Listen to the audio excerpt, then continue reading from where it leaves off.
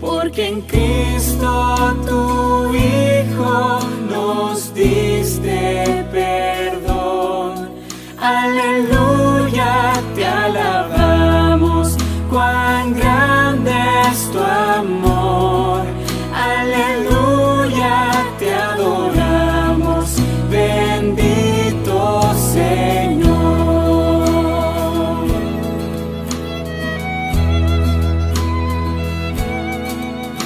A ti, oh Señor, que tu trono de luz has dejado por darnos perdón en la cruz.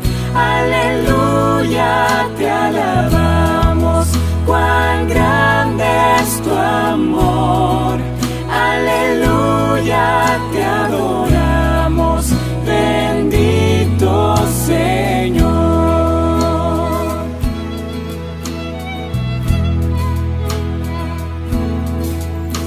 Te damos flor, Santo Consolador, que nos llenas de gozo y santo valor. Aleluya, te alabamos, cuán grande es tu amor. Aleluya, te adoramos, bendito Señor. Aleluya, te alabamos, cuán grande es tu amor. Aleluya, te adoramos, bendito Señor.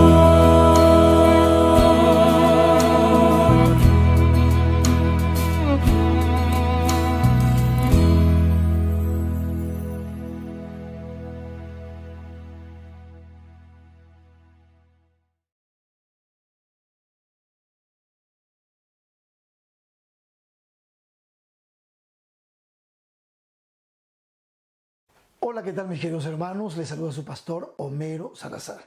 Un privilegio estar nuevamente con ustedes aquí en el repaso de la lección de escuela sabática. Quiero agradecer a Iglesia Abierta por esta oportunidad que nos permite para estar juntos, para hacerlo cada semana. Y pues aquí estamos una vez más para repasar la lección de esta semana. Vamos a hacer una oración con la cual vamos a empezar. Dios poderoso, te damos gracias por tu presencia. Gracias por permitirnos abrir tu palabra. Gracias por esta lección de este trimestre que nos está ayudando a entender la necesidad que tenemos de saber interpretar tu palabra. Guíanos en este estudio y llénanos, Señor, de tu Espíritu Santo. Lo pedimos en el nombre de Jesús. Amén y amén. Hermanos míos, imagino que deben ustedes estar tan casi cansados de esta cuarentena como lo estoy yo. Ya las ganas de visitar las iglesias, de estar con mi gente linda. Pero bueno, tenemos que ser pacientes y cumplir pues con nuestra parte de quedarnos en casa para evitar cualquier situación de la cual nos podemos arrepentir. Mientras tanto, nuestra conferencia está permanentemente anunciándonos, avisándonos cómo están yendo las cosas y por supuesto siempre siendo obedientes a lo que nuestro condado, nuestro gobernador va indicando con relación a la situación que estamos viviendo. Mientras tanto, seguimos adelante y empezamos a repasar nuestra lección de escuela sabática. Esta semana, titulada ¿Por qué se necesita interpretación? ¿Por qué es necesario que interpretemos la Biblia? Vamos a estudiar 4 tópicos importantes de por qué es necesario. Vamos a hablar de las presuposiciones, vamos a volver a hablar un poquito acerca de la cultura, cómo influye, vamos a hablar acerca de un elemento clave que influye también en la interpretación, que es nuestra situación como seres humanos pecadores, nuestra naturaleza pecaminosa. Y entonces vamos a terminar con la importancia de la interpretación.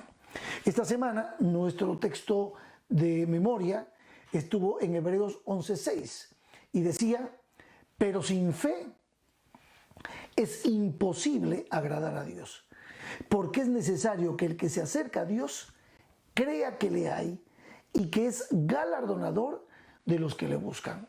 Quiere decir entonces que el respeto por la palabra de Dios es prácticamente es producto de nuestra fe, un fruto de nuestra fe. La admiración por la palabra es producto de la fe genuina, la fe sincera, que es, según el apóstol Santiago, es un equilibrio entre la confianza en Dios y la evidencia de esa confianza, que son las acciones justas de los hijos de Dios. Por lo tanto, entonces, sin fe es imposible agradar a Dios, porque es necesario que el que se acerca a Dios crea que Dios es real, que existe, que está allí y que tiene el control de todo, que Dios es Dios, Padre, Hijo, Espíritu Santo, la Santísima Trinidad, la divinidad que se ha concentrado en este maravilloso plan de redención, en salvarte, en salvarme. El Padre planifica tu salvación, Jesucristo la ejecuta en la cruz del Calvario y el Espíritu Santo es quien la va a completar dentro de ti, en tu corazón. Muy bien, también es importante entender, y empiezan 3 preguntas importantes en la introducción de nuestra lección. ¿Qué significa interpretar la Biblia? Y quiero leerte las 3 preguntas que son claves. ¿Cómo hacemos eso? ¿Qué principios utilizamos para interpretarla? ¿Cómo abordamos los diferentes tópicos de la Escritura y los diferentes tipos de Escritura que encontramos? Y el pasaje que leemos, ¿qué pasa si es una parábola? ¿Qué pasa si es un sueño profético? Una profecía. ¿Qué pasa si es un relato histórico? ¿Cómo nosotros confrontamos esto? Bueno, esto implica que necesitamos interpretar la Escritura. Es cierto, como lo decíamos la semana pasada, todos tenemos la posibilidad de leerla y todos podemos aprender de la Escritura, interpretar la Escritura. Pero es bueno también saber que hay algunas cosas que tenemos que tener en cuenta porque van a influir, sin duda alguna, en la manera como nosotros entendemos la palabra de Dios. ¿Ok?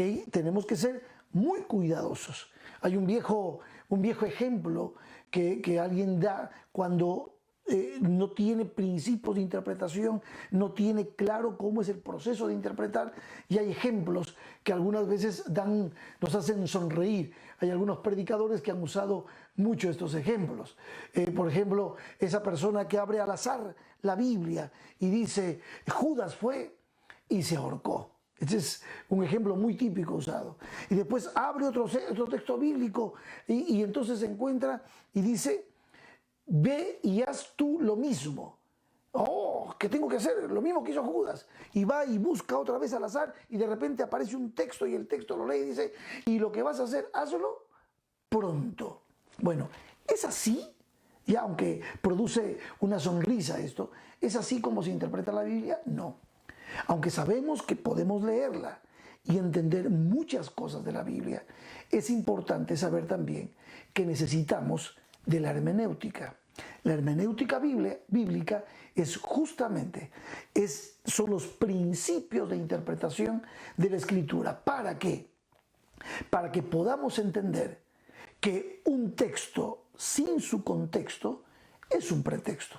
Y un pretexto significa que yo lo puedo amoldar a las ganas que yo tengo, a la idea que yo tengo, y meter el texto a la fuerza para decir lo que yo quiero decir o sentir lo que yo quiera sentir. Entonces necesitamos ser respetuosos en ese sentido. Por eso vamos al primer punto. El primer punto es que normalmente cuando vamos a estudiar la Escritura, normalmente ninguno de nosotros aborda el texto con la mente en blanco. Ese es un primer punto. Siempre de alguna manera en nuestra historia personal, en nuestra experiencia personal, en nuestro microescenario, la familia, o nuestro macroescenario, la sociedad, siempre esos valores, esas cosas que de alguna manera ya vienen en nuestra historia personal, van a influir en nuestra interpretación. Eso le pasaba a los discípulos y tenemos un texto muy interesante en Lucas 24. Vamos a ver rápidamente en Lucas 24. Estamos en el contexto cuando Jesús, después del viaje a Emaús, se aparece a los discípulos. Ya Lucas capítulo 24, versos 36 al 45. Noten lo que dice. Mientras ellos aún hablaban de estas cosas, ya Jesús, o sea, Cleofas y su amigo estaban dando el anuncio, estaban comunicando con mucha emoción lo que habían vivido con Cristo en camino a Emaús. Dice, mientras ellos aún hablaban de estas cosas, Jesús se puso en medio de ellos y les dijo, paz a vosotros. Entonces, espantados y atemorizados, pensaban que veían un espíritu. Pues no es que Cristo les había explicado las cosas anteriormente, pero Él les dijo, ¿por qué estáis turbados y vienen a vuestro corazón estos pensamientos? Mirad mis manos y mis pies, que yo mismo soy. Palpad y ved, porque un espíritu no tiene carne ni huesos, como veis que yo tengo. Y diciendo esto, noten esta parte, les mostró las manos y los pies. Y como todavía ellos, de gozo, no lo creían y estaban maravillados, les dijo, ¿tenéis aquí algo de comer? Entonces le dieron parte de un pez asado y un panal de miel. O sea, ya con eso está demostrando que Jesús, está en persona, es real. Y él lo tomó y comió delante de ellos. Verso 44-45. Y les dijo, escuchen bien, cómo Jesús les va a interpretar las Escrituras a sus discípulos. Estas son las palabras que os hablé estando aún con vosotros, que era necesario que se cumpliese todo lo que está escrito de mí en la ley de Moisés y en los profetas y en los salmos. Y entonces Jesús les abrió el entendimiento para que comprendiesen las Escrituras. ¿Sí? Lamentablemente aquí vemos a los mismos discípulos teniendo problemas de interpretación. La idea que ellos tenían del Mesías no coincidía con la idea que que Jesús les había enseñado. Y sus preconceptos, sus temores, su idea influyó. Ellos pensaban en un Mesías que vendría a liberarlos del yugo romano, un gran guerrero como Jesús. Ellos querían declararlo rey porque él, con todo el poder que Jesús tenía, imagínense, con un líder, un general como Jesús así, no nos moriríamos de hambre en una guerra. Los muertos en una guerra resucitarían y la enfermedad se sanaría. Era una idea. Su visión estaba limitada a los asuntos políticos y militares. Pero Jesús tuvo que mostrarles, tuvo que enseñarles que sus presuposiciones no son la vía correcta para poder interpretar lo que la Escritura hablaba de Jesús. La lección decía, todos tenemos una cantidad de creencias acerca de este mundo, sobre la realidad última, sobre Dios, cosas que presuponemos o aceptamos incluso sin querer o inconscientemente cuando interpretamos la Biblia. Por eso, cuando tú estás frente a la palabra de Dios, cuesta muchas veces despojarse de estas cosas y poner la mente en blanco. Cuesta mucho porque es las vivencias, la historia y todo el conocimiento, las presuposiciones van a influir. Sin embargo, si el Espíritu Santo está disponible para cambiar nuestra cosmovisión y ayudarnos para entender, para comprender de manera sencilla, pero a la vez responsable, lo que la Escritura nos quiere decir. Así que, de alguna manera entonces, el Espíritu Santo nos va a ayudar a superar nuestras presuposiciones para poder entonces buscarle, sacarle el jugo a la palabra de Dios, que fue escrita en un contexto distinto al nuestro, ¿correcto? Por eso es importante la contextualización también de la Escritura, pero no la hipercontextualización, porque ya uno se va a otro lado cuando uno trata de hacerlo demasiado contextual, digamos así, el tema bíblico. Tenemos que ser cuidadosos. ¿Ya? ¿Y a qué me refiero? Tú vas a decir, pero pastor, ¿a qué se refiere cuando habla de la ¿A qué se refiere? Pues si nosotros tomamos la Santa Cena con el pan sin levadura, te voy a dar un ejemplo, y tomamos el vino sin fermento, perfecto. Nosotros lo hacemos de una manera especial, ¿no? Un pancito pequeñito, una copita de vino, y eso es lo que normalmente solemos hacer, y estamos entrando en un contexto del simbolismo para hoy. Pero imagínate tú, ¿qué sería una hipercontextualización? Entonces cualquier tipo de galleta, ya inclusive una galletita dulce de chocolate, con un vasito de Coca-Cola para simbolizar, ya tú estás saliéndote fuera de la línea que no apoya la Biblia en tu tipo de interpretación. Bueno, dejamos esto ahí, vamos entonces a la Biblia y la cultura. El segundo punto es la Biblia y la cultura. Aquí nos lleva a Hechos capítulo 17, verso 26, y el ejemplo es Pablo en Atenas. Es largo, es un poco largo, pero vamos a tratar de buscar la parte principal. Cómo Pablo, a pesar de que él entendía que los griegos estaban completamente desfasados, porque en el verso 16 Pablo dice, mientras Pablo los esperaba en Atenas, su espíritu se enardecía viendo la ciudad entregada a la idolatría. Ya Pablo tenía una reacción. Sin embargo, miren ustedes cómo Pablo de alguna manera trata de ubicarse para poder hablarle a esta cultura griega que era terriblemente distinta, diferente a la forma de encarar que tenían los hebreos.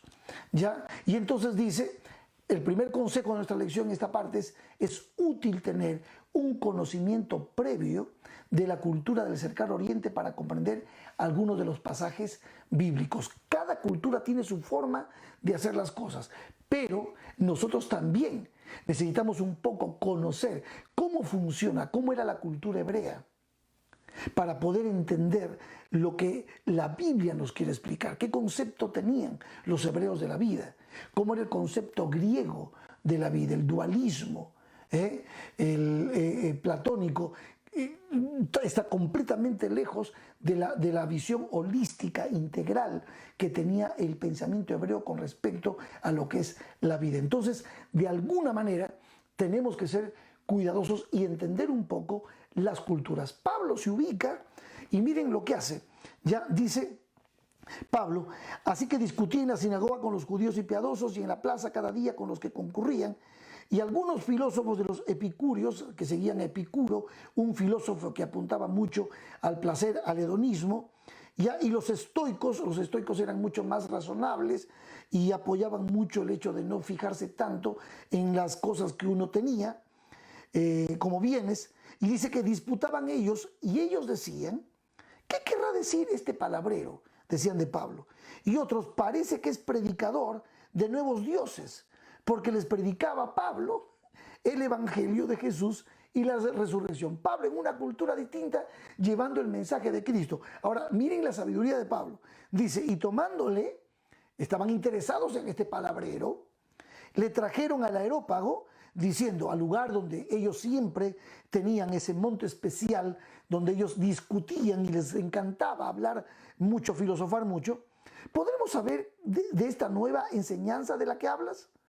Pues traes a nuestros oídos cosas extrañas. ¡Wow! El evangelio llegando a una cultura. ¿Ya? Queremos pues saber qué quiere decir esto. ¿Y para qué? No le preguntes eso a Pablo, porque Pablo, si tú lo dejas hablar, habla, así como escribe. Y entonces, paréntesis, dice el verso 21, porque todos los atenienses y los extranjeros residentes allí en ninguna otra cosa se interesaban, sino en decir o en oír algo nuevo. Filosofar, especular, filosofar, y ahí tenemos a todos, toda la lista de Platón, Aristóteles, Parménides, en fin, todos los filósofos. Dice entonces, verso 22, ¿cómo es impresionante Pablo? Entonces Pablo, puesto en pie en medio del Areópago, dijo: varones atenienses, en todo observo que sois muy religiosos. ¿Ya? Como halaga, que está haciendo un buen trabajo Pablo. Miren lo que dice: guiado por el Espíritu, porque pasando y mirando vuestros santuarios, hallé también un altar en el cual estaba esta inscripción: al Dios no conocido, al que vosotros adoráis, pues sin conocerle, es a quien yo os anuncio. Allí entró Pablo con el mensaje: el Dios que hizo el mundo y todas las cosas que en él hay, siendo Señor del cielo y de la tierra, no habita en templos hechos de manos humanas, ni es honrado por manos de hombres, como si necesitase de algo, pues Él es quien da a todos vida y aliento y todas las cosas. Y el verso 26 es clave para este punto de la Biblia y la cultura. Cómo los principios bíblicos trascienden la cultura. Cómo los principios bíblicos son aplicables a cada cultura. A veces, en alguna cultura, nosotros podemos encontrar elementos, alguna vez lo leí por allí, elementos redentivos, elementos que no son malos, no están en contra de la Biblia, y que son prácticas culturales que no están en contra de la palabra. No necesitamos hacer heridas culturales. Pero qué bueno que Pablo les dijo esto. Verso 26. Y de una sangre ha hecho todo el linaje de los hombres para que habiten sobre toda la faz de la tierra. Y les ha prefijado el orden de los tiempos y los límites de su habitación para que busquen a Dios, si en alguna manera palpando puedan hallarle, aunque ciertamente no está lejos de cada uno de vosotros. Y él sigue con su discurso. Pero este punto, el verso 26, nos permite a nosotros, ya, y lo resalta la lección esta semana, Pablo les da una perspectiva interesante sobre la realidad que a menudo pasamos por alto al leer la palabra. Afirma que Dios nos hizo a todos de una sola sangre. Existe un vínculo común que une a todas las personas a pesar de sus diferencias culturales. ¿Y cuál es ese vínculo? Que Dios es el creador de toda la humanidad. Por lo tanto, aunque Dios sabe que hay culturas, Dios permitió que su palabra llegue para que en todas las culturas sus principios, su voluntad, sus valores absolutos puedan bendecir las culturas y ser también aceptados, respetados y vividos. Y esto es muy importante. Dios se aseguró, dice la lección, de que las generaciones futuras, cuando leyeran la palabra de Dios, comprendieran estas verdades.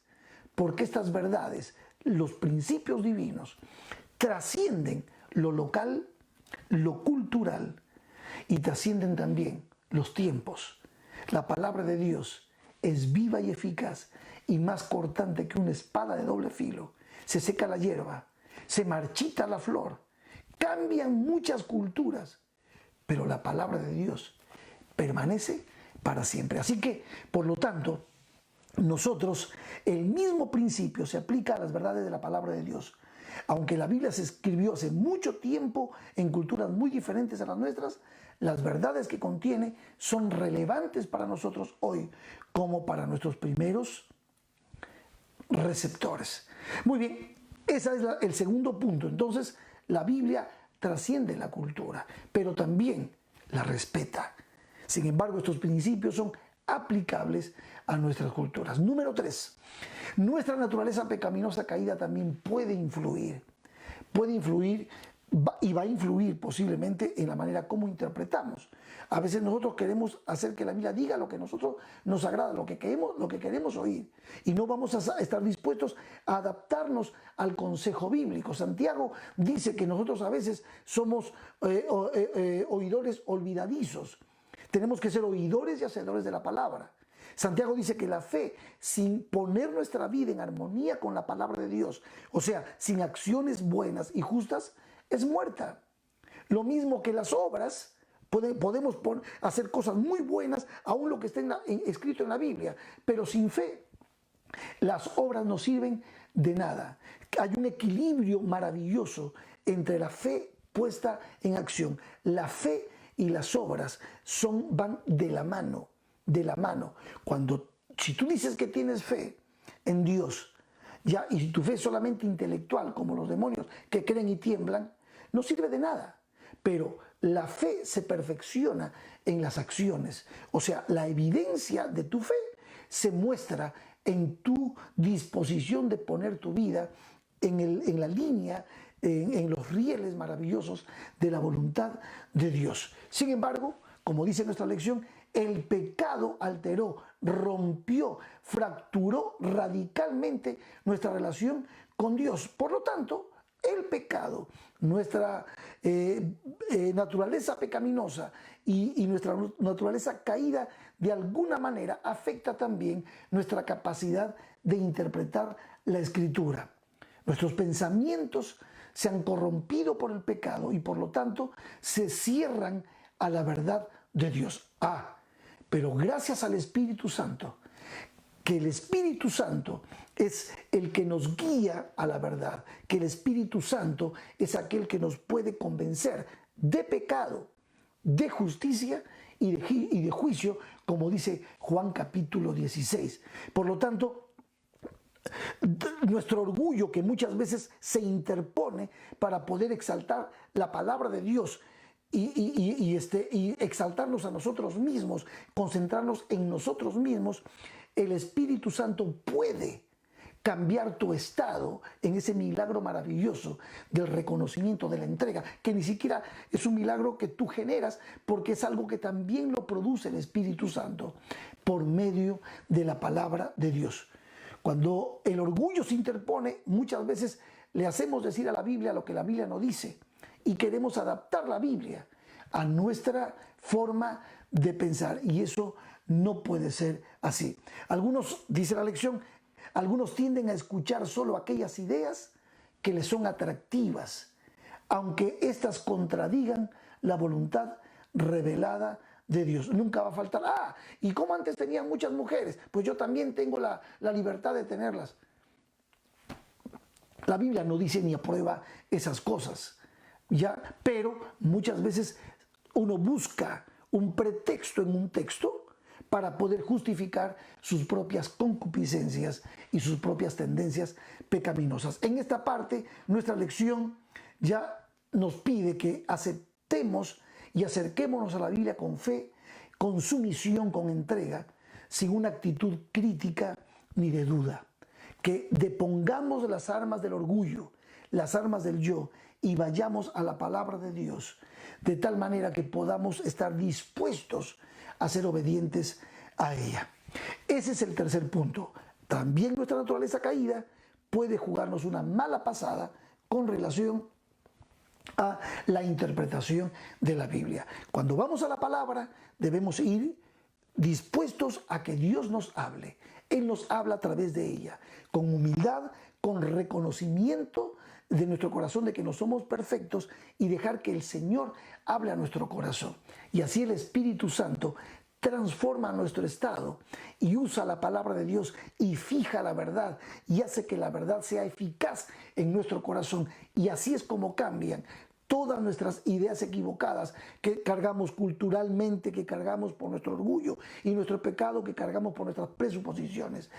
Todas esas ideas se disipan, y el Espíritu Santo usa la palabra como una espada de doble filo que corta el orgullo y nos permite vivir una vida transparente. Y el último punto de nuestra lección es por qué es importante la interpretación. Y aquí nos lleva a un texto que es 2 de Pedro 3, 15 y 16, que me gusta, 2 de Pedro 3, 15 y 16, que dice así, capítulo 3, verso 15 y 16. Me encanta, dice: y tened entendido que la paciencia de nuestro Señor es para salvación, como también nuestro amado hermano Pablo, según la sabiduría que le ha sido dada, os ha escrito, casi en todas sus epístolas, hablando de ellas, en ellas de estas cosas. Pablo se concentra en el plan de salvación, dice Pedro. Ya algunas de estas cosas que él escribe, dice, hay algunas difíciles de entender, las cuales los indoctos e inconstantes tuercen, como también las otras escrituras, para su propia perdición. O sea, tú puedes estudiar la Biblia porque vas a encontrar a través de la interpretación saludable todo ese plan de redención, todo ese plan de salvación que Dios ha hecho para ti y para mí. Pero hay personas, los llama Pedro, indoctos e inconstantes. Ese hombre de doble ánimo, ese que mira en un espejo, como dice Santiago, su cuerpo después se va y no hay ningún cambio. Es como mirarse en la ley de Dios y no hay ningún cambio en su vida. Esa fe es muerta, dice Santiago. Bueno, eso es justamente lo que nos está diciendo el apóstol Pedro, que tenemos que ser cuidadosos al interpretar la Escritura. Y entonces, ¿por qué? Porque si nosotros la interpretamos mal, ya siguiendo nuestras propias concupiscencias, presuposiciones e ideas culturales, simplemente hacemos esto para nuestra propia perdición. Esto es más o menos lo que dice. Y entonces, ¿por qué es importante interpretar la Biblia? Porque esto nos da una visión de salud teológica y nos aclara la misión que Dios le ha dado a su iglesia para este tiempo. Podemos decir que somos el pueblo del libro porque interpretamos la Biblia de manera correcta, sin dejar que estas cosas influyan sobre nosotros. Y dice la lección en la parte en la parte final dice: sin una interpretación bíblica correcta, no puede haber unidad de doctrina ni de enseñanza, y por lo tanto no habrá unidad de la iglesia ni de nuestra misión. Una teología mala y distorsionada conduce inevitablemente a una misión deficiente y distorsionada. Más o menos hemos dado un pantallazo general y me he reservado para la parte final, ya en la conclusión, habiendo superado entonces lo que significan nuestras presuposiciones, habiendo superado lo que significa la influencia cultural y cómo sí podemos aplicar la Biblia para que nuestra cultura, no es que la Biblia se adapta a tu cultura, sino que la cultura se adapta a la Biblia, y hemos visto también cómo nuestra naturaleza pecaminosa puede influir. Me reservé estas dos citas que aparecen en la lección también para esta parte final, que me parecen excelentes, escritas por Elena de White. Esta cita está en Mensaje para los Jóvenes, en la página 183. Dice, en el estudio de la palabra, dejen en la puerta de la investigación, sus opiniones preconcebidas y sus ideas heredadas del ambiente y cultivadas individualmente. Déjenlas. Y subrayé esta parte, nunca descubrirán la verdad si estudian las Escrituras para vindicar sus propias ideas. Dejen estas ideas a la puerta y acérquense con el corazón compungido para oír lo que el Señor tiene que decirles. Al sentarse el humilde indagador de la verdad a los pies de Jesús para aprender de Él, la palabra le da entendimiento. Cristo dice a los que son demasiado sabios en su propio concepto para estudiar la Biblia. Les dice así, si quieren hacerse sabios para la salvación, deben hacerse mansos y humildes de corazón. ¿Qué tal? Y la última me encantó. Dice, no lean la palabra a la luz de opiniones anteriores. Investíguenla. En cambio, cuidadosamente y con oración y con mente libre de prejuicios. Si al leerla se produce la convicción y ven que las opiniones que han acariciado no están en armonía con la palabra, no traten de hacer concordar la palabra con esas opiniones. Hagan concordar sus opiniones con la palabra. No permitan que lo que han creído o practicado en lo pasado gobierne el entendimiento. Abran los ojos de su mente para contemplar maravillas en la ley. Descubran lo que está escrito y después afirmen sus pies en la roca eterna. Estas son palabras sabias. Por lo tanto, entonces, tenemos que ser cuidadosos y tener en cuenta estos principios para poder interpretar la Sagrada Escritura. Y quiero terminar con un elemento misionero en todo esto. ¿Y para qué, pastor, todo esto? ¿Para qué saber hacer esto? Porque nosotros somos comunicadores de esta verdad. Nosotros hemos sido llamados para cumplir una misión. Somos deudores desde el momento en que nos entregamos a Cristo. Somos deudores al mundo para comunicar la belleza, la esperanza del amor, de la justicia, de la misericordia de Cristo Jesús. Hoy más que nunca el mundo está necesitando al pueblo de Dios que sea capaz de llevar el mensaje de esperanza a este mundo que está pereciendo en el miedo, está pereciendo en el pánico, está necesitando respuestas y nosotros tenemos la respuesta. Cristo es la respuesta. La palabra de Dios tiene el mensaje maravilloso de Cristo y necesitamos llevar este mensaje al mundo. Para eso fue formada la escuela sabática también, para capacitarnos y para cumplir con nuestra misión. Estudiar la Biblia, sí, confraternizar, sí, apoyar las misiones mundiales, sí, pero también para ganar almas para el reino de Dios. ¿Cómo? Compartiendo la palabra, porque esta palabra es viva y eficaz y ella tiene el poder usado por el Espíritu Santo para transformar los corazones y cambiar nuestra cosmovisión de la vida, traer salud y esperanza a un mundo que perece. Bueno, la semana que viene estaremos haciendo el repaso de la lección número 7. Por el momento hemos terminado. Vamos a hacer una oración y vamos a cerrar este tiempo de repaso. Oremos. Padre amado, gracias por tu presencia. Gracias, Señor, por mostrarnos en tu palabra, a través de la lección de escuela sabática, lo importante que es tener en cuenta estos principios y tener cuidado de que no vaya a ser que podamos interpretar la Biblia a nuestra manera, según nuestras propias concupiscencias, siendo de esa manera indoctos. Señor, bendice a tu pueblo. Es un tiempo un poco complicado, sí, pero para esto nos preparamos durante toda la vida cristiana, para estar enteros y enfrentar lo que venga confiando en ti, porque hemos construido nuestra casa sobre la roca maravillosa que es Cristo Jesús, nuestro Señor. Gracias, Padre amado, por guiarnos hasta aquí. Oramos por tu bendición en el nombre de Jesucristo. Amén y amén. Que Dios te bendiga.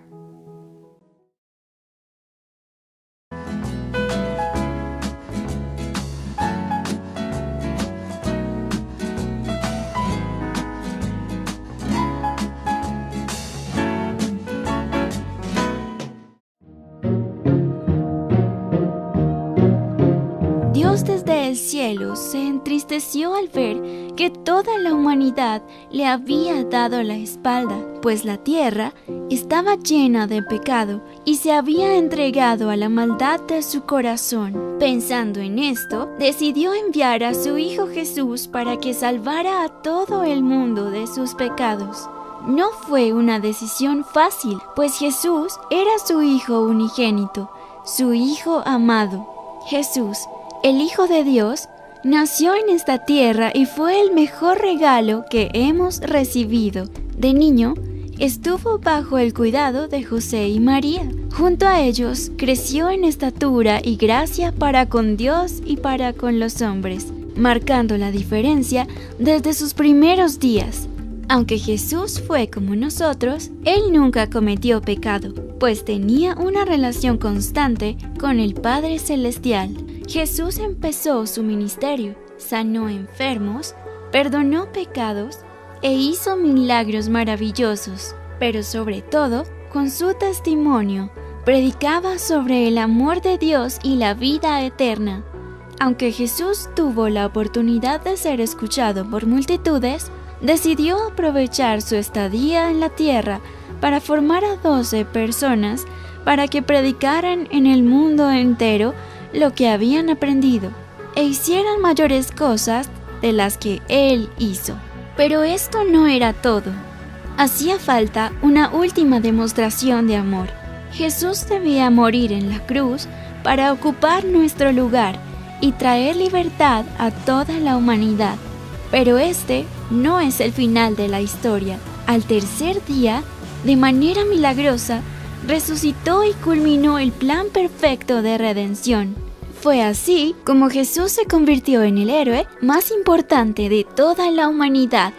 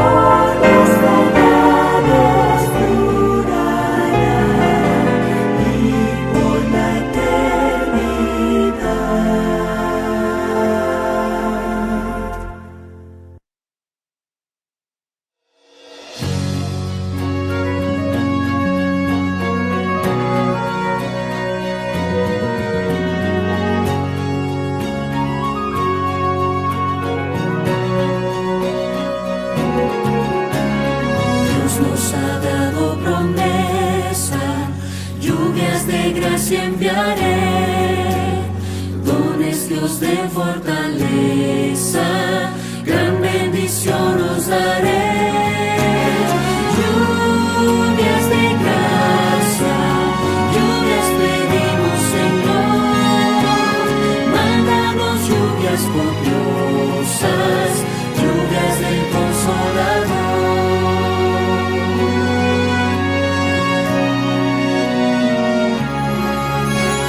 Cristo nos dio la promesa del Santo Consolador, paz y perdón y pureza para su gloria y honor.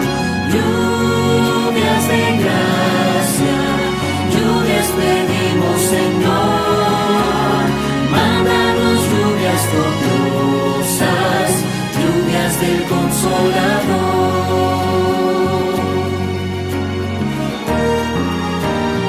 Obren tus siervos piadosos, celo, virtud y valor. Del tentador victoriosos, salgan contigo, Señor. Lluvias de gracia, lluvias pedimos, Señor. Mándanos lluvias copiosas, lluvias del Consolador. Lluvias de gracia, lluvias pedimos, Señor. Mándanos lluvias copiosas, lluvias del Consolador. Lluvias del Consolador.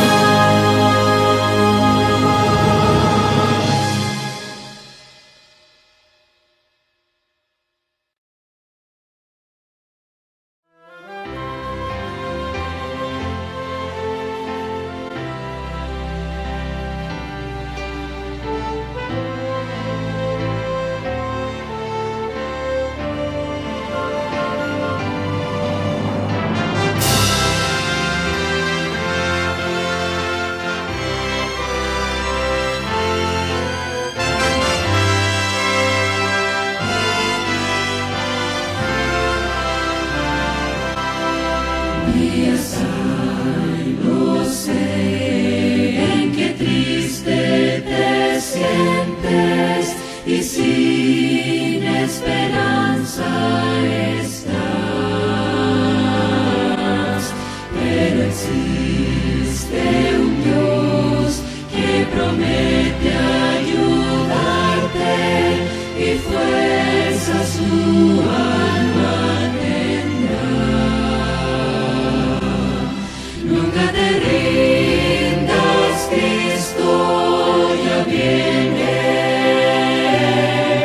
y su faz pronto veré. Nunca te rindas, Cristo ya viene. Nunca te rindas, Él volverá. Este mundo cruel no será para siempre, el mal pronto terminará. Y mi fe en el Señor cada día es más fuerte, pues sé que Jesús volverá. Nunca te rindas, Cristo ya viene y su faz pronto veré. Nunca te rindas, Cristo ya viene. Nunca te rindas, Él volverá.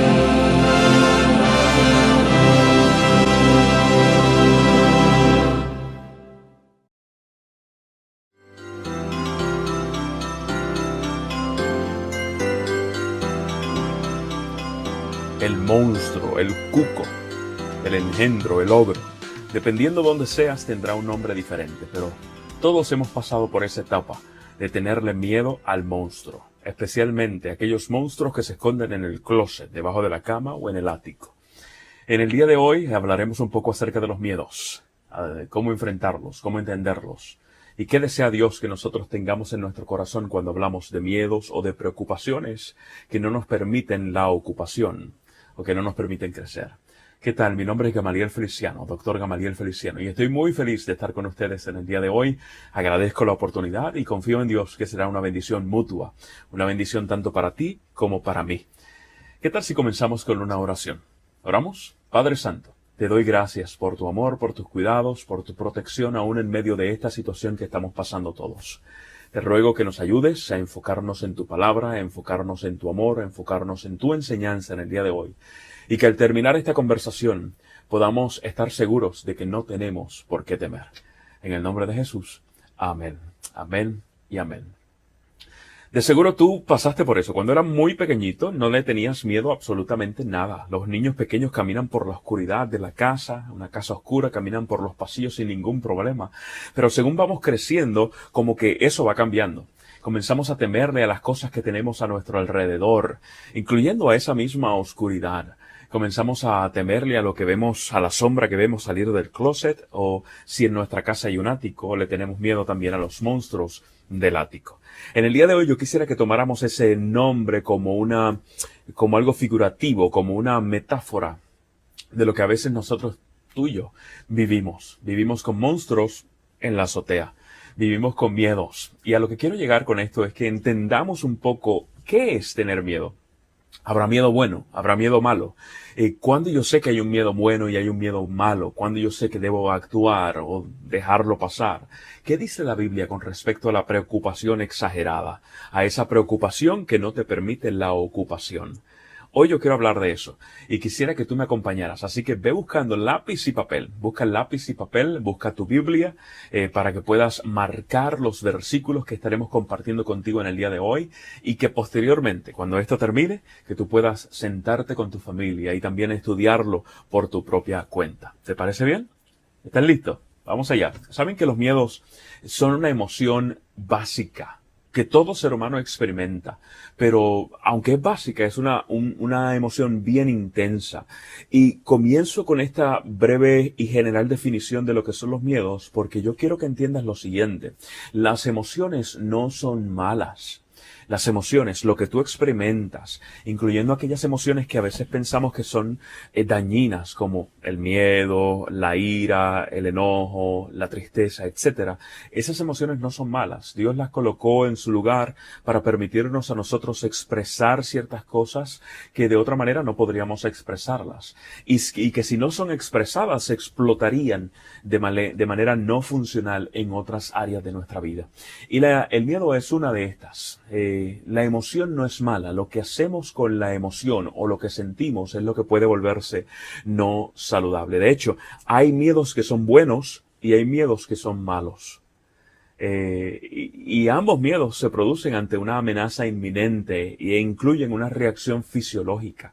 Cuando tú y yo tenemos miedos, en nuestro cuerpo reacciona y se generan químicos, hormonas que activan una respuesta, ya sea de flight or fight, ¿ya? En algunos casos le añadimos a eso el congelarse, el volar, el pelear o el congelarse. Digámoslo de la siguiente manera. Digamos que tú estás en un safari y estás con tu cámara y una cámara tremenda que toma fotos a lo lejos, a la distancia. Y estás tomándole fotos a los leones, tomándole fotos a los tigres, pero de momento observas que un león se está acercando hacia donde tú vienes. Tu visión lleva el mensaje al cerebro y proporciona esa emoción de miedo que es necesaria en tu cuerpo en esa situación. Sin embargo, la cantidad de químico que va a generar tu cuerpo o la cantidad de señal de urgencia que va a generar tu cuerpo va a depender de diferentes cosas. Va a depender de tu experiencia previa con leones, va a depender de tu conocimiento del ambiente, si sabes que estás en un ambiente seguro, va a depender de cuán lejano o cercano está el león o el tigre, lo que estés mirando. Porque si el tigre tú lo ves allá a lo lejos, a casi una milla de distancia, tú dices, tengo tiempo para correr. Pero si el tigre está a varios metros de ti, créeme, que las patitas, las piernitas se activan y es a correr, se ha dicho, ¿ya? El miedo bueno te protege, ¿ok? El miedo bueno te protege. Cuando estás ante unas circunstancias y detectas que hay una situación que es peligrosa, el miedo es usado por el cuerpo para generar una reacción, para protegerte. Sin embargo, el miedo malo, ya estamos diciendo de antemano que hay un miedo bueno y hay un miedo malo. El miedo malo aguanta tu crecimiento. Y se trata de eso. Cuando hablamos de miedos, debemos pensar en, ¿estoy yo creciendo al experimentar este miedo? ¿O me está atrasando, me está congelando, me está aguantando? El miedo malo aguanta tu crecimiento y puede causar caos en tu vida. Por ejemplo, cuando hablé del miedo al león, es un miedo racional. Porque nadie quiere ser mordido o comido, desayunado por un león, ¿ya? Por un león. Pero digamos que tu miedo es al fracaso. Es un poquito más abstracto, un poquito menos medible, pero sigue siendo miedo. ¿Será que ese miedo es bueno o es malo? Algunos dirían es bueno, pastor, porque me impulsa a trabajar más. Ok, muy bien, pero ¿qué tal si no? ¿Qué tal si ese miedo al fracaso te impide siquiera intentar las cosas? Entonces se convierte en un miedo malo. Lo que estamos notando es que no es necesariamente la emoción, tampoco es la circunstancia o el objeto de nuestro miedo, sino cómo reaccionamos o cómo usamos ese miedo en nuestra vida. Miedo al fracaso, miedo al juicio, a que los demás me juzguen. Miedo al abandono, miedo al compromiso. Estos dos podrían ir juntos, ¿verdad? Hay alguna gente que no se casa, hay alguna gente que no tiene matrimonio, no porque no tengan la oportunidad o porque no estén capaces, no sean capaces de manejar el matrimonio, sino sencillamente porque no le tienen miedo al abandono. Y piensan, si yo me entrego completamente a esta persona, ¿qué va a suceder si me abandona? Voy a tener dolor, me va a doler que me abandonen. ¿Ya? Estos son miedos, siguen siendo miedos, pero son miedos que te paralizan, son miedos que te aguantan. El miedo efectivo o bueno es aquel que te permite crecer, el malo es aquel que te aguanta, aquel que no contribuye a tu crecimiento. Y en el día de hoy yo quiero que definamos aún más, y esto quizás es algo muy personal de mi parte, ¿verdad? Pero quiero relacionarlo de esta manera, definir el miedo como esa preocupación excesiva, o esa preocupación que no te permite la ocupación. Preocupación, ocupación. El miedo es aquella preocupación que no te permite la ocupación. Es decir, aquella preocupación, ansiedad o que no te permite ocuparte o crecer. ¿Ya? Y mencioné ansiedad por allí, aunque no es lo mismo que el miedo, valga la aclaración. Sin embargo, sí lo podríamos utilizar de manera intercambiable. La ansiedad a nivel clínico incluye otros elementos que no vamos a tocar en el día de hoy. Vamos a enfocarnos en el miedo básico, en la preocupación básica, pero esa preocupación que está impidiendo tu ocupación. ¿Estás conmigo hasta allí? Qué bueno, qué bueno. Así que ve conmigo. Mateo capítulo 6, 25 al 34. Son los versículos que voy a leer en el día de hoy. Abre tu Biblia, Mateo 6, 25 al 34. Hay unos versículos hermosos de parte de Jesús a los que Mateo hace referencia y que en el día de hoy nos van a ayudar mucho a aclarar de qué se trata esto del miedo. ¿Será que me debo preocupar al nivel de no ocuparme? Esa es la pregunta para el día de hoy. Vamos a ver, Mateo 6, 25 en adelante. Yo lo tengo acá, voy a proyectarlo también, así que lo puedes leer de la pantalla. Pero es importante que lo marques en tu Biblia, y que escribas, hagas notas. Dice, por eso les digo, no se preocupen por su vida, preocupen.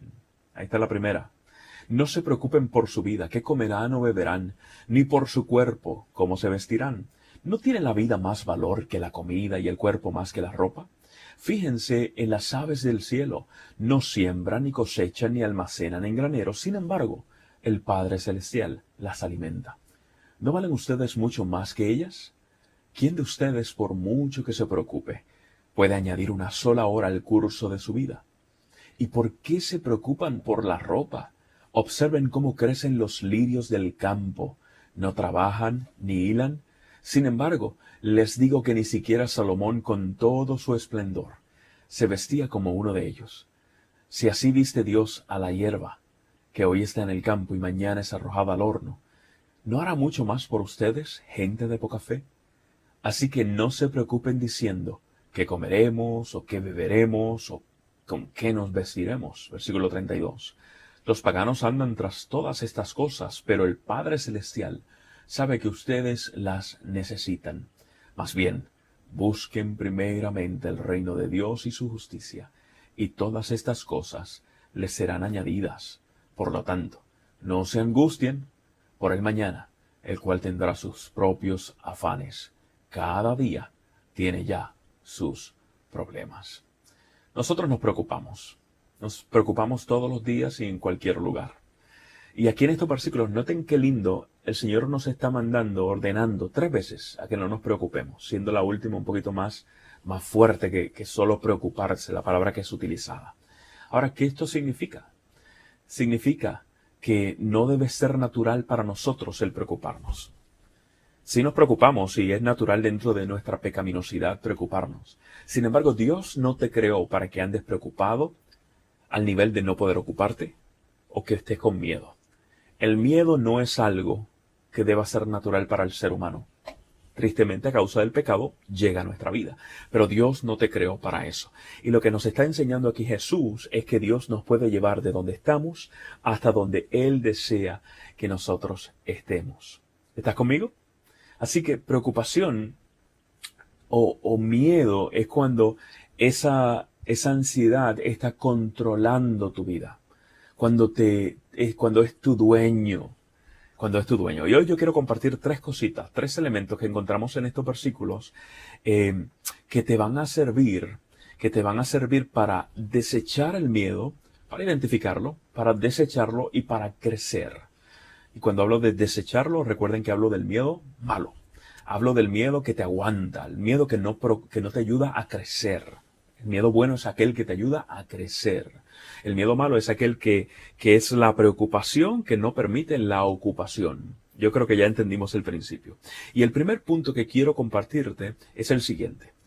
Cambia tus patrones de pensamiento y enfócate en Dios. Lo voy a repetir.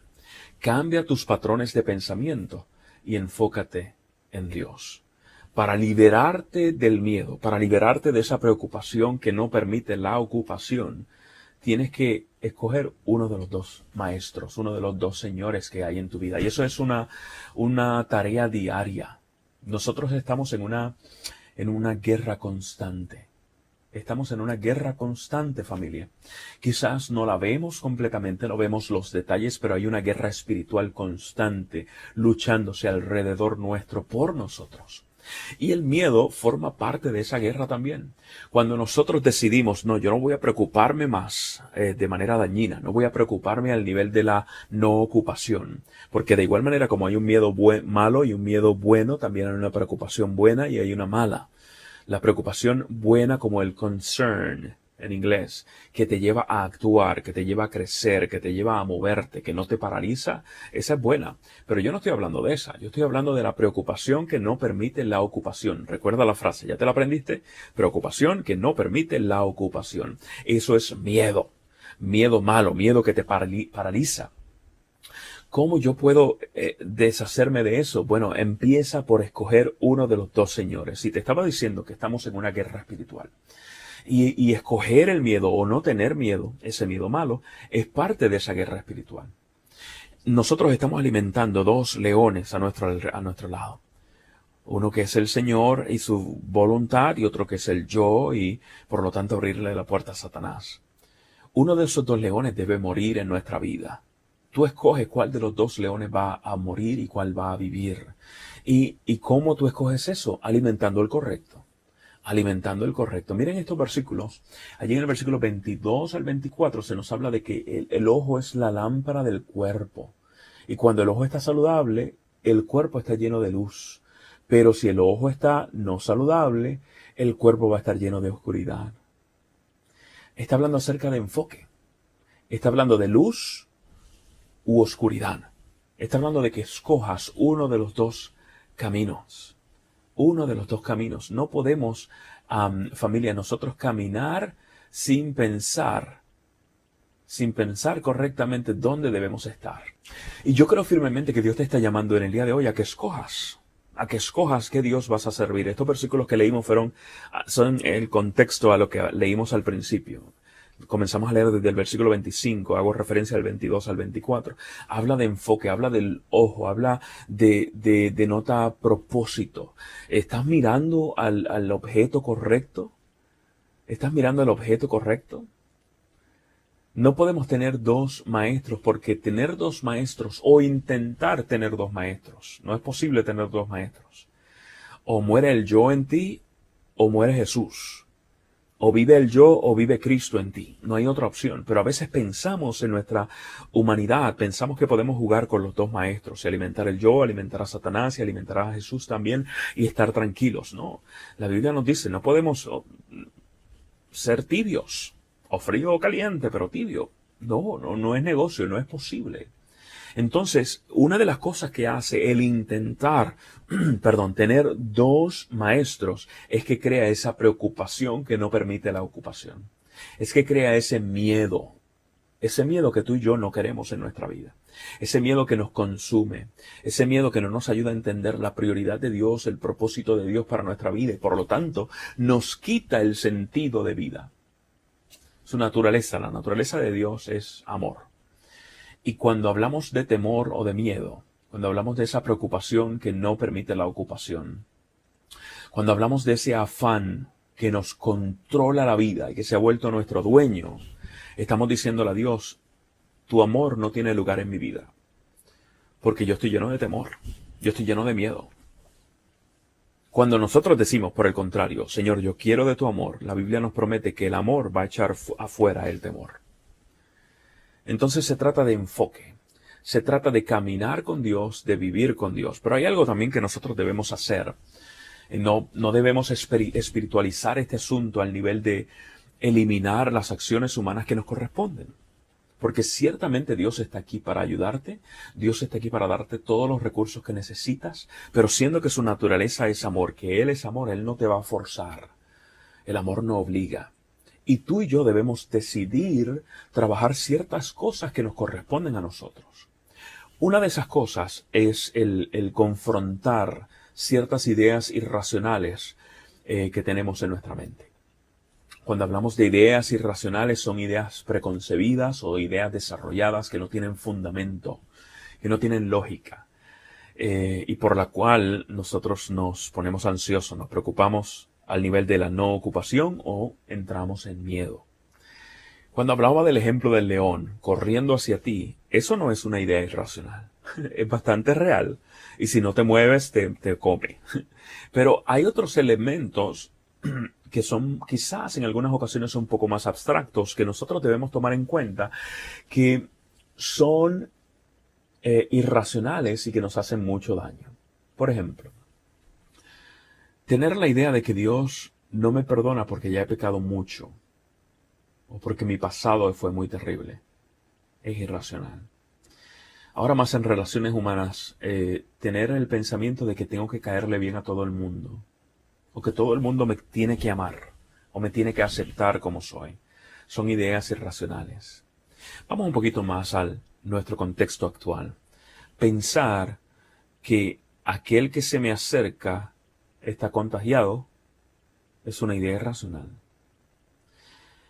Y es dañina si yo no tomo las precauciones necesarias para protegerme sin tener que menospreciar a la persona que se acerca. Yo no estoy hablando de que ahora vayas y abraces y beses a todo el mundo. Estoy hablando de que dejemos de juzgar de manera irracional, en ese ejemplo, obviamente, solo un ejemplo de muchos, solo por ciertas características. Me rompió el corazón hace unos días observar como unos amigos asiáticos, o escuchar de unos amigos asiáticos, que los estaban tratando de inmundos, solo por su raza, porque algunos están relacionando el virus con China. Y por lo tanto, estas personas establecieron una conexión entre China, él es asiático, aunque creció acá y es americano, vivió, creció, nació acá. No tiene nada que ver, está saludable. Pero entonces por su raza tengo que rechazarlo, lo tengo que tener miedo. Es terrible eso. Es muy, muy terrible, muy triste. Ideas irracionales. Ahora bien, ¿cómo trabajamos con ellas? Número 1, considera lo negativo como una bandera roja. No pienses que si hay algo que viene a tu mente que es negativo, se acabó el mundo. No, a tu mente van a venir muchas cosas, muchos pensamientos que no necesariamente van a ser positivos y no es el fin del mundo, es cuestión de trabajar con ellos. Es una banderita roja que se levanta. Yo le llamo a eso tomar la temperatura psicológica y también física o de comportamientos. Nosotros necesitamos estar un poquito más conscientes de lo que hacemos. Hacemos muchas cosas automáticas, sí. Nos ayuda el de vez en cuando echar un poquito para atrás, bajarle el ritmo a nuestra vida y pensar, ¿por qué yo actúo de esta manera con esta persona? ¿Por qué yo actúo de esta otra manera en estas circunstancias? ¿Por qué yo actúo de esta otra manera? ¿Qué pensamientos están en mi mente cuando yo actúo de X manera? Ya sea porque tú lo identificaste o porque alguien más ya te dijo, mira, esto que está pasando puede ser un problema. ¿Tiene sentido? Ojalá y sí. Identifica las cosas negativas como banderitas rojas. Es decir, cosas que, aunque no es el fin del mundo, debo atenderlas. Número 2, confronta con evidencia. Vivir con miedo te destroza, ¿verdad que sí? Bueno, vamos a la raíz. Y una de las raíces es la idea irracional. Ya la identificaste como una banderita roja, ahora confróntala. Vino el mal pensamiento. Todos me odian. Ok, ¿cuál es la evidencia de eso? Todos es una palabra bien grande. El asiático tiene que tener el virus. ¿Cuál es la evidencia?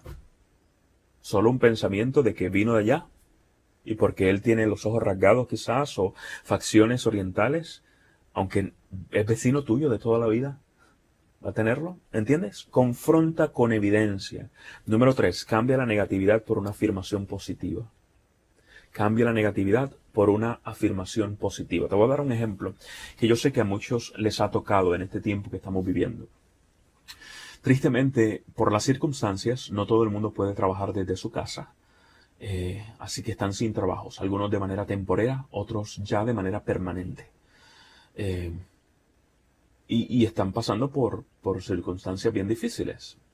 Digamos que tú no has perdido tu trabajo aún, pero estás pensando en eso.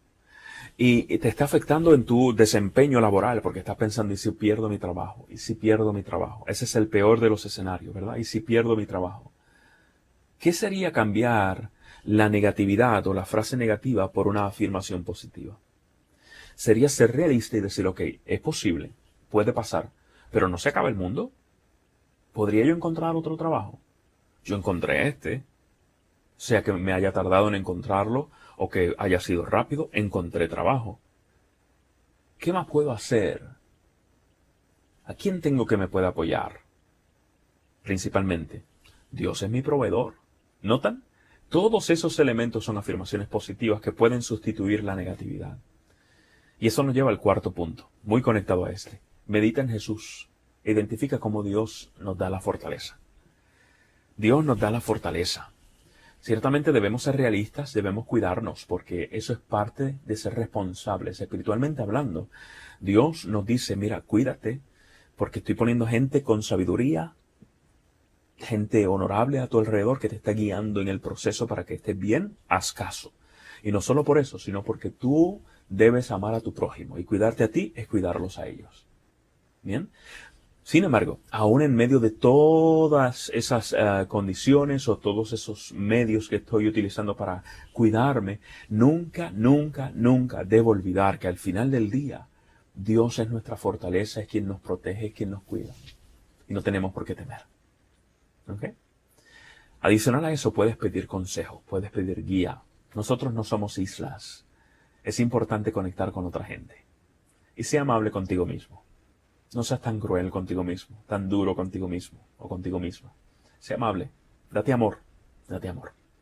Filipenses 4:8 nos dice, por último, hermanos, consideren bien todo lo verdadero, todo lo respetable, todo lo justo, todo lo puro, todo lo amable, todo lo digno de admiración, en fin, todo lo que sea excelente o merezca elogio. Consideren o piensen en que tu pensamiento esté alineado con esto. Y Primera de Pedro 5:7 nos dice algo aún más fuerte. Él dice, depositen en Él, en Jesús, toda ansiedad, porque Él cuida de ustedes. Entonces, número 1, cambia tus patrones de pensamiento. Esas ideas irracionales vamos a sacarlas y vamos a enfocarnos en Dios. Vamos a dejar de estarnos enfocándonos, en nosotros mismos y vamos a enfocarnos en Dios. Eso es lo importante, que Él sea nuestro Señor, nuestro único Señor. Número 2, decide no tener miedo dañino, especialmente por las cosas equivocadas. No tener miedo es una decisión, familia. De igual manera como decidimos amar, como decidimos servir, como decidimos ser fieles. No tener miedo es una decisión. Pastor, pero me dijo que era una emoción. ¿Cómo yo no puedo decidir sobre mis emociones? O sí, tú puedes. No solo sobre tus emociones, tú puedes decidir sobre lo que piensas, sobre cómo actúas y también sobre cómo sientes. Quizás el decidir cómo nos sentimos es un poquito más difícil, más elaborado, pero es posible. Y eso se logra al poner nuestras condiciones en un marco un poquito más claro, en un marco en el que reinterpretamos las circunstancias de manera positiva. Y cuando hablo de tomar la decisión de no tener miedo, no estoy hablando de magia. ¿Okay? Estoy hablando de una decisión racional de entrar en un proceso de crecimiento, un proceso que te libera. En el versículo 25, lo leímos por aquí, dice, te digo, no te preocupes, vamos a leerlo. Permítame. Dice, por eso les digo, no se preocupen por su vida, que comerán o beberán, ni por su cuerpo, cómo se vestirán. ¿No tiene la vida más valor que la comida y el cuerpo más que la ropa? Allí nos está hablando de un mandato directamente, nos está dando un mandato, porque Jesús sabe que para nosotros, debido al pecado, se nos hace natural tener una tendencia al miedo, una tendencia a la preocupación que no nos permite la ocupación. Y va a suceder, tú te vas a preocupar. La vida es dura, pero Juan 16:23 nos dice que Dios nos va a dar lo que necesitamos. Y Mateo aquí nos está diciendo que quizás nos estamos preocupando por las cosas equivocadas. Estamos teniendo miedos por las cosas equivocadas. Lo interesante es que lo que enumera Jesús y que Mateo pues hace referencia son cosas que nosotros pensaríamos como que son esenciales. Sin embargo, Jesús dice, ni por lo esencial te preocupes. Desde lo último hasta lo primero. ¿Qué nos dice? Dice, no te preocupes por la ropa, no te preocupes por la bebida, ni por la comida, ni siquiera, dice, por tu vida. Allí se nos puso el asunto apretado, ¿no? Porque ¿cómo es posible que ahora Jesús me diga que no me preocupe por cosas equivocadas? Pero entre las cosas equivocadas menciona las cosas que yo necesito para sobrevivir e incluso menciona la vida misma. Así es Dios. La lógica de Dios no siempre es como la nuestra. Y Jesús nos dice, mira, ni siquiera por la vida te preocupes. ¿Por qué? ¿Por qué? Porque la vida es Dios. Porque nosotros, tú y yo, creemos en vida después de la vida. Si nosotros muriéramos en este proceso tan trágico que estamos viviendo a nivel mundial, si muriéramos sería muy triste. No queremos que nadie muera a nuestro alrededor. Oramos para que Dios sane y proteja a toda la gente a nuestro alrededor. Los que amamos y los que aún no conocemos. Sin embargo, la muerte es una realidad en la vida. Una de las garantías de la vida. ¿Qué sucede si nosotros morimos? Nosotros creemos que vamos al descanso y que como morimos, fuimos a la muerte en Jesús, vamos a resucitar en Jesús. Así que creemos en la vida después de la vida. Lo que hay en medio es solo un descanso, solo un dormir. Tú no tienes conciencia de lo que hay allí. Yo no tendré conciencia de lo que hay allí. Vida después de la vida. Y entonces Mateo pues nos hace referencia a cómo viven los pajaritos, cómo son vestidas las plantas. Definitivamente lo que él está hablando aquí es que nosotros no tenemos por qué estar estresados o por qué vivir con miedos. No tenemos, si caminamos con Jesús, si vivimos en su amor, no tenemos por qué vivir en miedos. No tenemos por qué vivir en miedos. Porque el amor echa afuera el temor. Mateo nos está hablando aquí de que podemos tener paz. Podemos vivir en paz. Yo quiero vivir en paz, ¿y tú? Yo sé que sí. Yo sé que tú también. El secreto está en caminar con el Señor, en enfocarnos en Él, en confrontar esas ideas irracionales que a veces vienen a nuestra mente. Y ahora, en decidir no enfocarte, que no te dé miedo por las cosas equivocadas, que no te dé miedo por las cosas equivocadas. Y esas cosas equivocadas incluyen tu vida misma. Imagínate cuán abarcante es.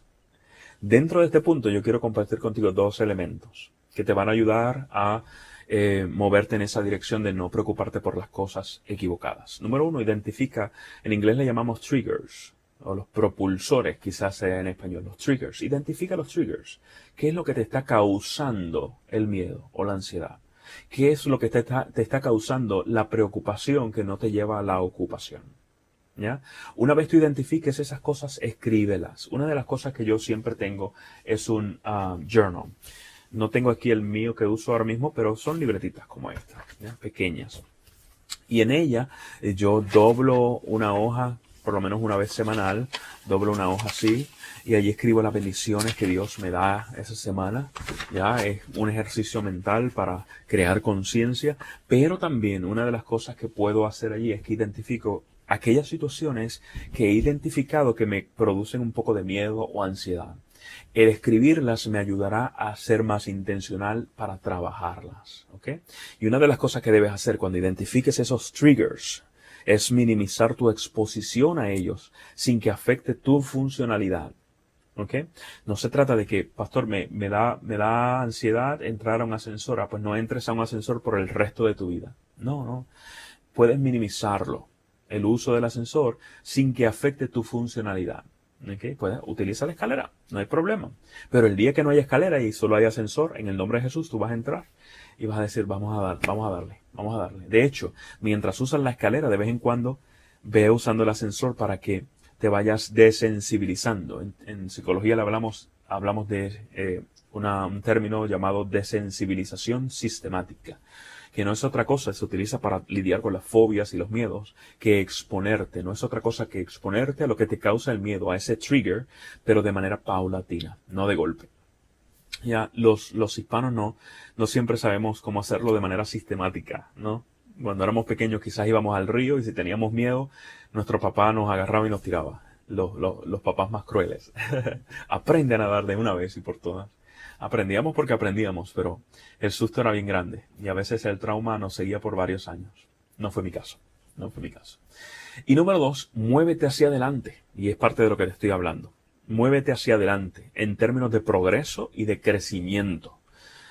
Muévete hacia adelante, muévete hacia afuera en términos de servicio al otro. Cuando hablamos de que estamos preocupados por las cosas equivocadas, a veces es porque sencillamente estamos teniendo demasiado tiempo en nuestras manos. ¿Sí? Y cuando tenemos demasiado tiempo en nuestras manos, nos enfocamos en nosotros mismos en vez de otros. Cuando tú identifiques esos triggers y comiences a disminuir tu exposición a ellos, no te quedes en esa etapa. Comienza a moverte hacia adelante y hacia afuera. Hacia adelante en términos de progreso, de crecimiento, de quién soy yo, de quién es Dios en mí, de cómo Dios me cuida, me protege. Toda esa línea de pensamiento, pero también muévete hacia afuera. En vez de quedarte tú con esto, di, ok, ha llegado el momento de bendecir a otros. ¿Cómo yo puedo bendecir a otros? Servir a otras personas te ayudará a ti a luchar con tus propios miedos. Servir a otras personas te ayudará a ti a aprender a lidiar con tus propios miedos, a disminuir esa preocupación que no te permite la ocupación, esa preocupación dañina, ese miedo dañino o unhealthy, no saludable. ¿Okay? Así que muévete hacia adelante, pero también hacia afuera, en crecimiento y en servicio. Y número 3, y el último punto, entiende lo siguiente. Cuando nosotros decidimos no seguir la instrucción de Dios y nos enfocamos en otra cosa que no sea Él y permitimos que el miedo eche raíces en nuestra vida, que esa preocupación que no nos permite ocupación eche raíces en nuestra vida, no estamos honrando a Dios. No estamos viviendo una vida cristocéntrica, sino una androcéntrica, una vida centrada en el hombre, en ti mismo. En el versículo 32, Jesús lo dijo muy bien. Mateo hizo referencia en el versículo 32, dice, porque los paganos corren tras estas cosas, pero tu Padre Celestial sabe que tú las necesitas. ¿Qué diferencia? ¿Qué diferencia? El tú saber que, aunque sí a Dios le gusta que nosotros le pidamos las cosas, no es para crear conciencia en Él de que nosotros necesitamos ciertas cosas, porque Él ya las sabe y por lo tanto ya las tiene listas, ya las tiene preparadas. Pensar que yo puedo vivir desenfocado, no enfocado en Jesús, enfocado en mí, y que yo debo luchar con mis propios miedos, es también pensar en que puedo autojustificarme. Y el que vive en Jesús vive bajo su justificación, bajo su pureza, bajo su dominio. Y es como Mateo cierra, haciendo referencia a las palabras de Jesús también en el versículo 33. Un versículo que todos conocemos. ¿Qué dice el versículo 33? Dice, mas buscad primeramente el reino de Dios y su justicia, y todas estas cosas, ¿qué cosas?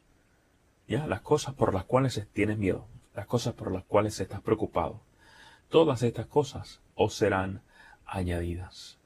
Es un círculo, un círculo. Allí entonces Mateo nos está haciendo referencia a cómo comenzamos. Comenzamos enfocándonos en Dios y terminamos también enfocándonos en Dios. Es un círculo. Es un círculo de progreso y de crecimiento el luchar con los miedos. Es un círculo que tú y yo no debemos tomar como algo liviano. Si tienes miedos en el día de hoy, entiende lo siguiente. El miedo puede ser una emoción natural en nuestra vida hoy día. Pero Dios no desea que tú te quedes en el miedo. Porque para Dios el miedo no es natural. Para el ser creado original antes del pecado, el miedo no era algo natural. Si notan, la experiencia de Adán y Eva fue algo muy especial. Ellos fueron creados con una tendencia a buscar a Dios, con un deseo de estar en la presencia de Dios constantemente. No fue hasta que pecaron que se escondieron. Y cuando Dios les pregunta, la contestación es, tuvimos miedo. Tuvimos miedo. El origen del miedo es el pecado. El origen del miedo es el pecado. Mientras tú y yo vivamos en esta tierra pecaminosa, vamos a exponernos al miedo.